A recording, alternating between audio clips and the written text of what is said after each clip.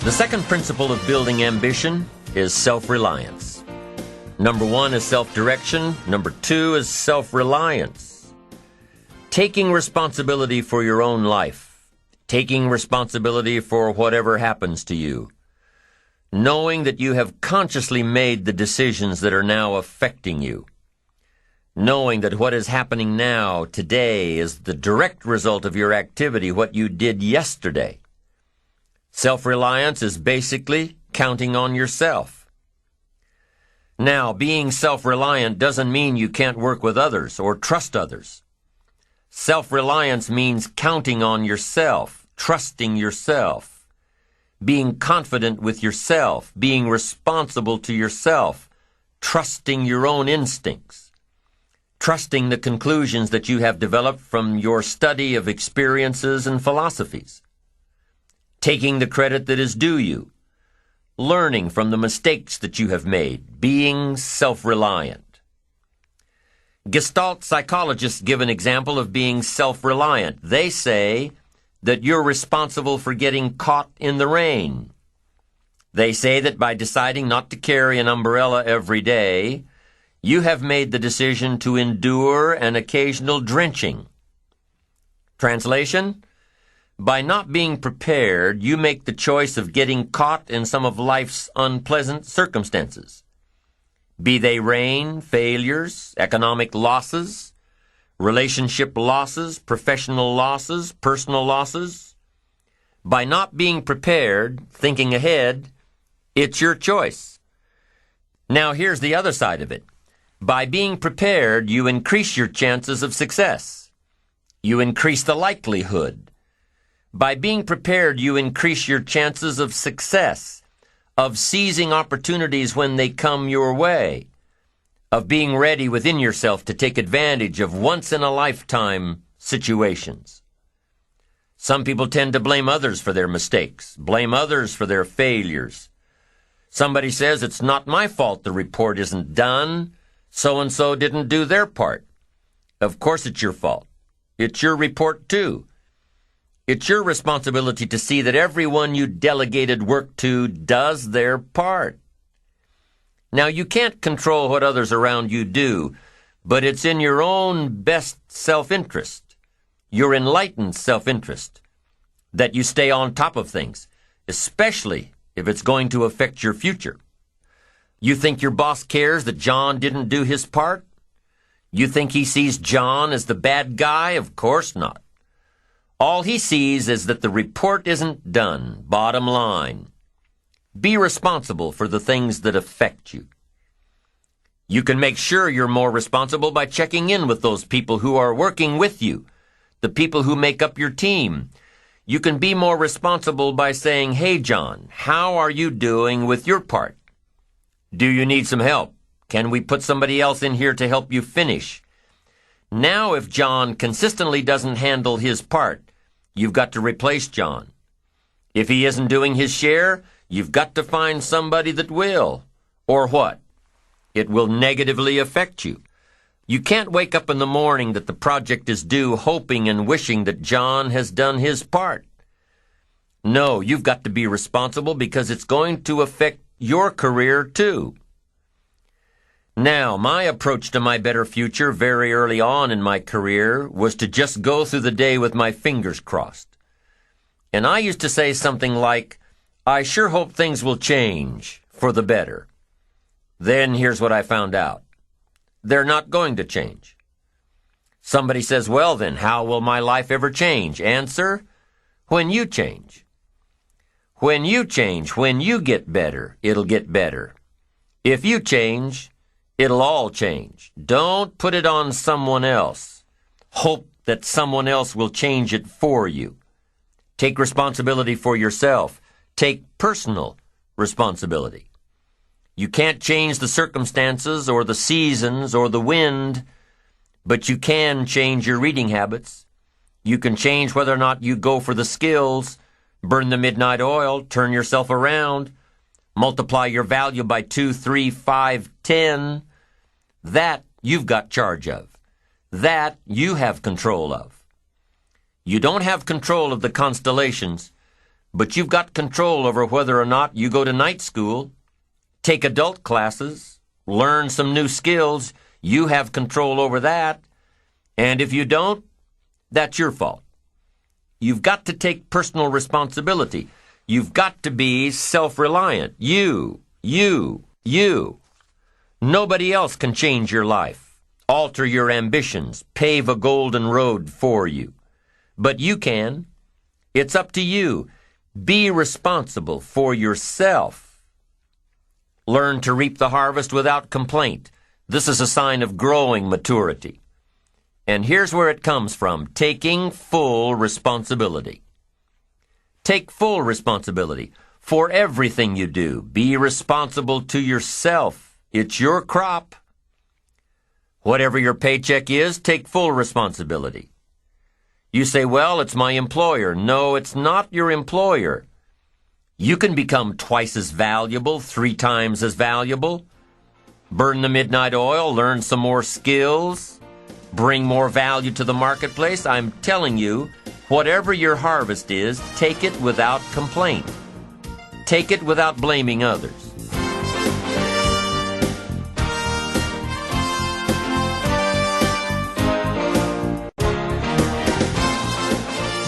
Self-preparation leads to control over your life.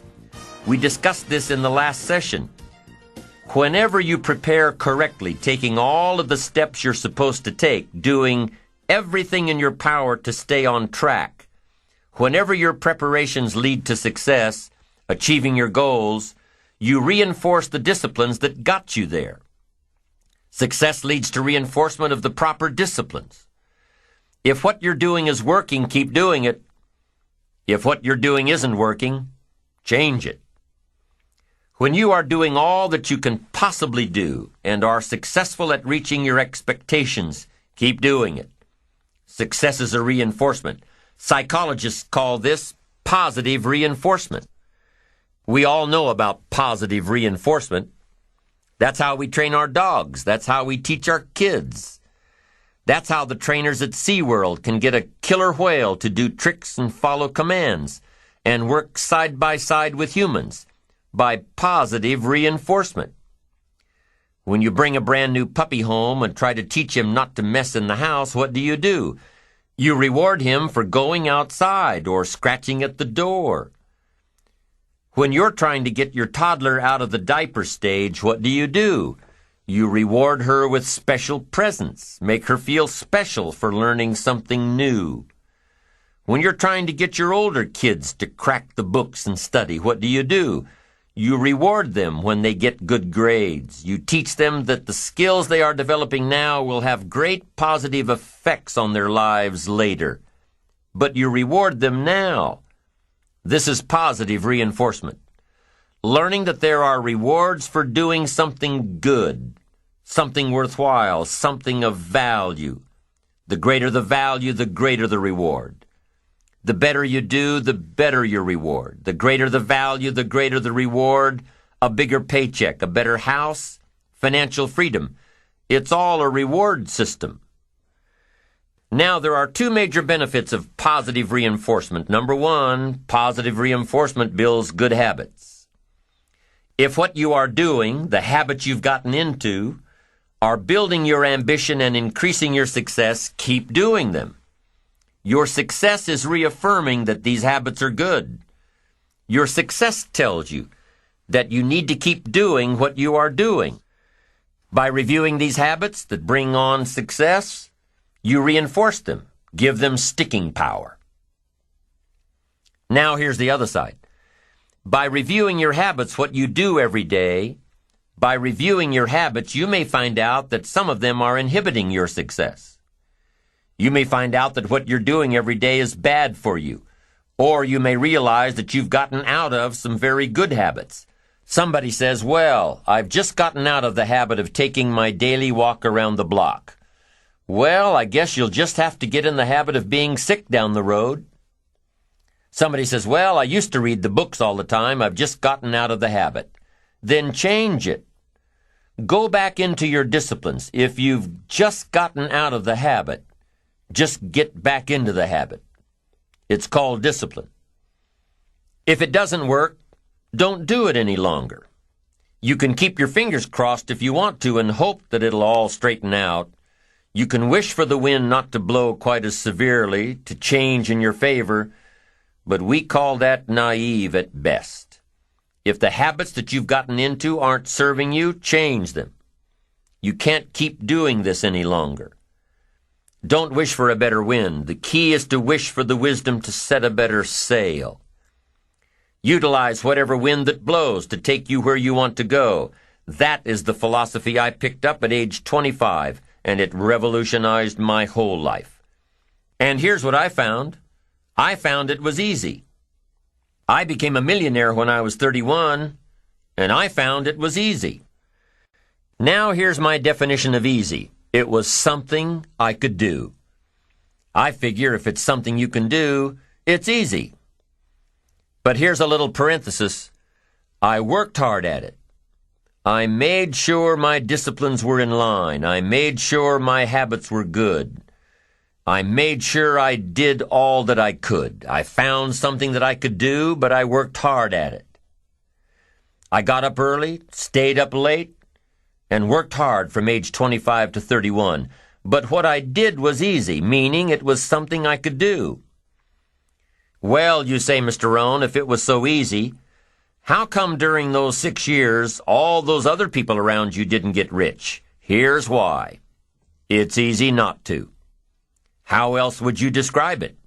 That's it. It's easy to keep doing the things that don't work. It's easy to keep bad habits. It's easy not to develop the disciplines. It's easy not to. So how come I got rich and they didn't? Here's a philosophical phrase. The things that are easy to do are also easy not to do.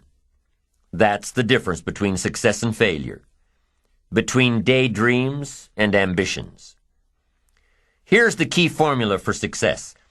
A few disciplines practiced every day. And those disciplines have to be well thought out.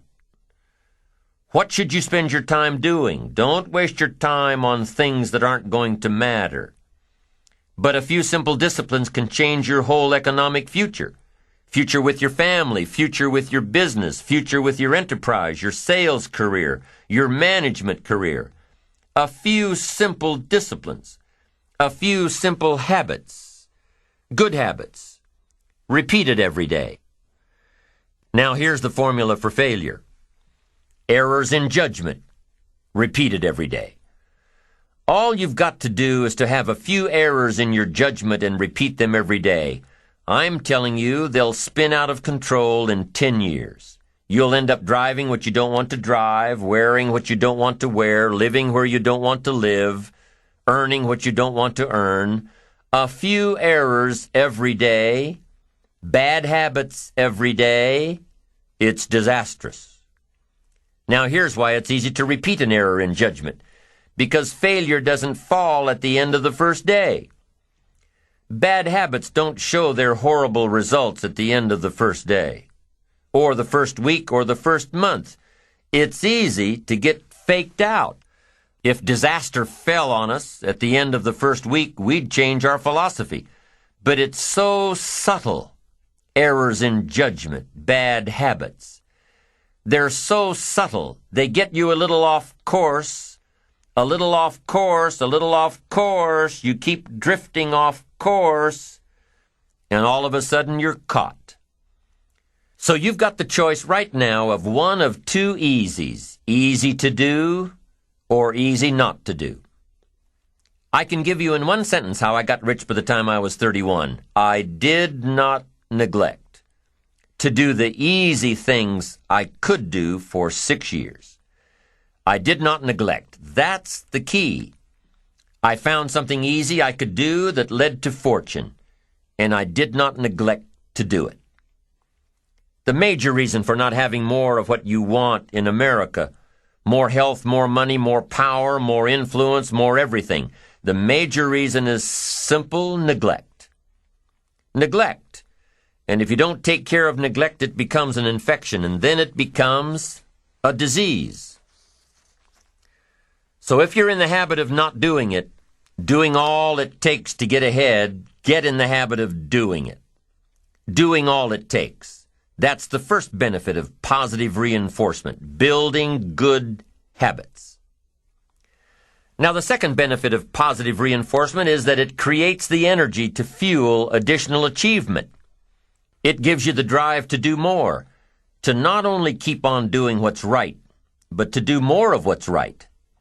The disciplines that will help you grow and get ahead of it all.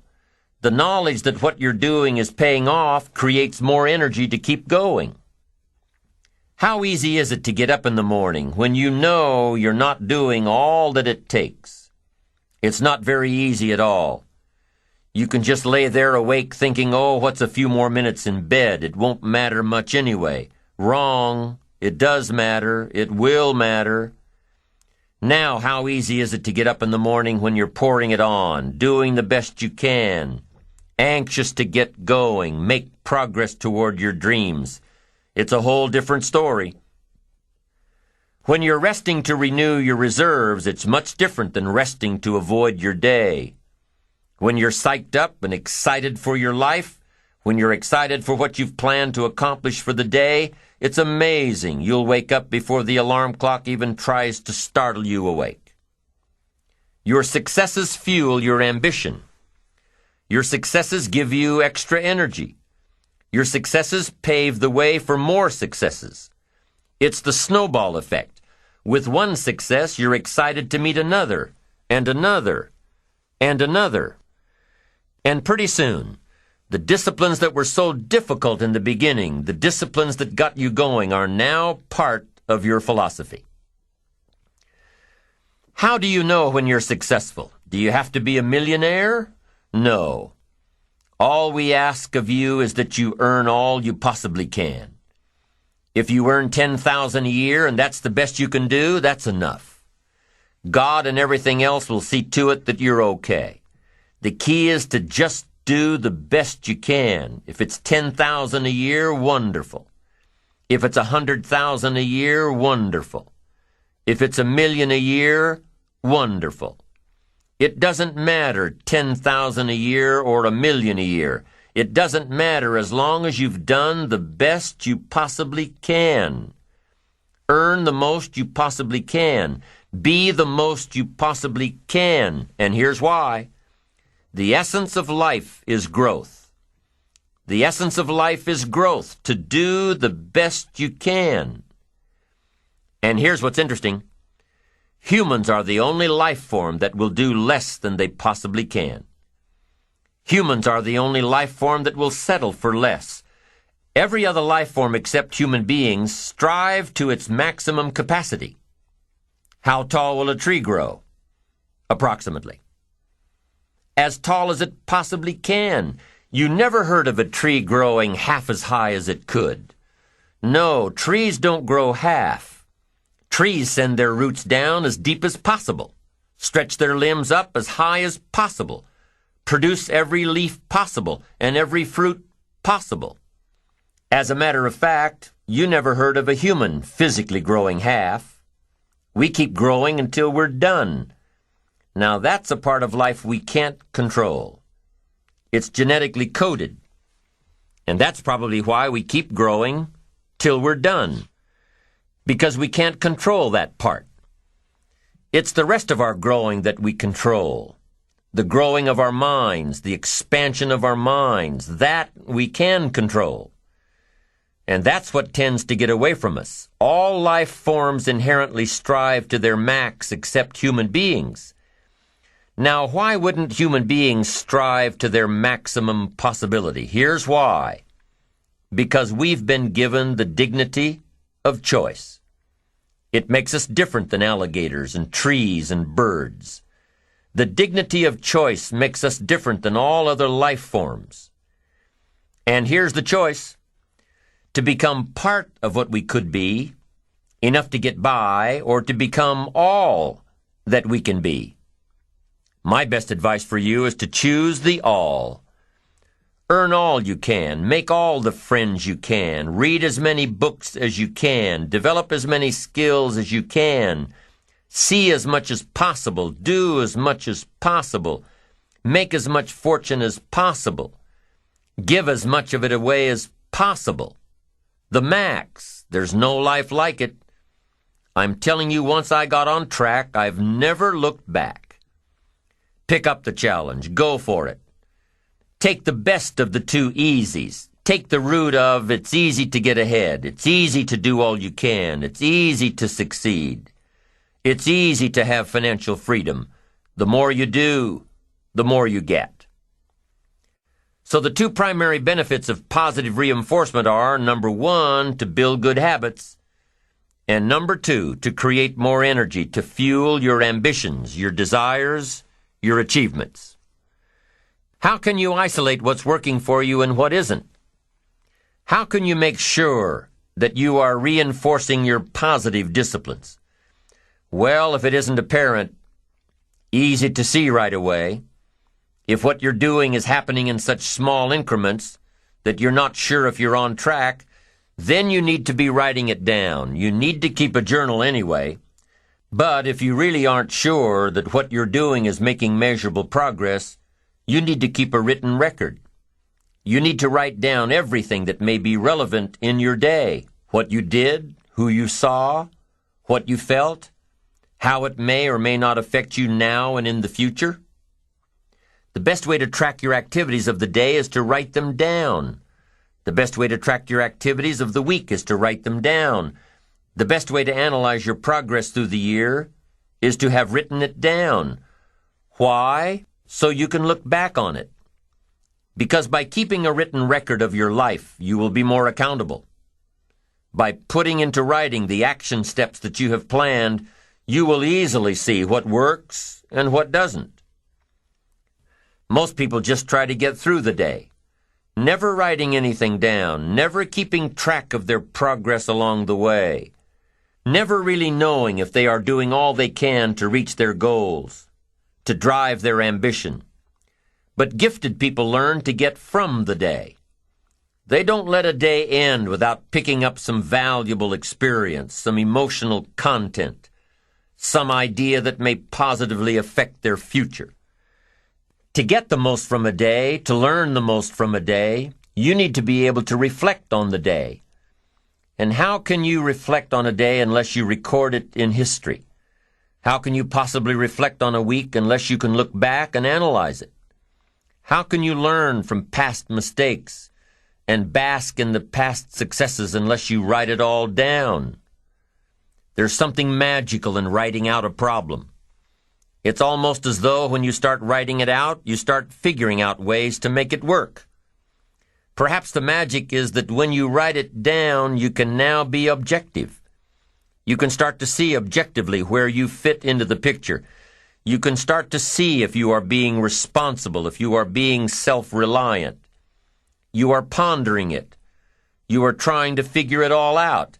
The fact that it is now on paper actually creates a space between you and the problem. And in this space that you have created, now solutions have room to grow.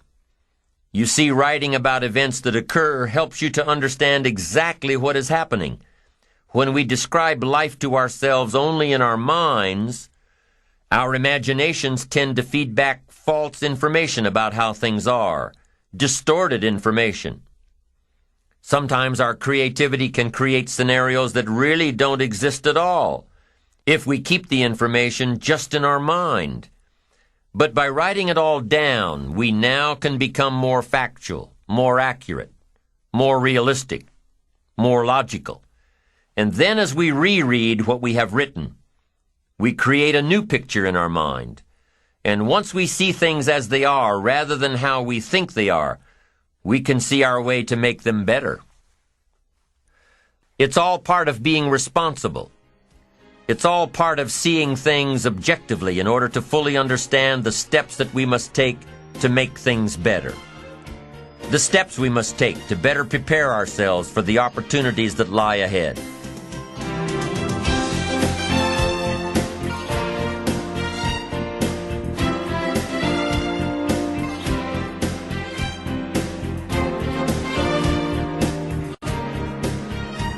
Now let us turn to those times when you thought you were prepared, and things just didn't work out.